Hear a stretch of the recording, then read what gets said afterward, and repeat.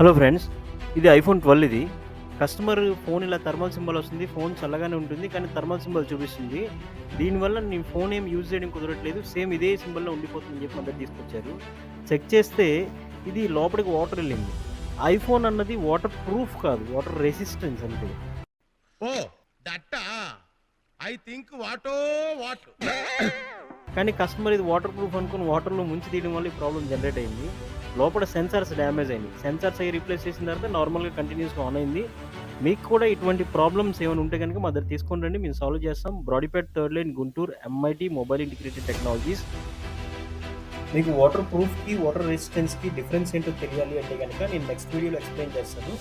నేను మీకు ఈ వీడియో ఏదైనా ఇన్ఫర్మేటివ్‌గా అనిపిస్తే గనక ఈ వీడియో లైక్ చేయండి, షేర్ చేయండి, సబ్స్క్రైబ్ చేయండి, ఫాలో చేయండి.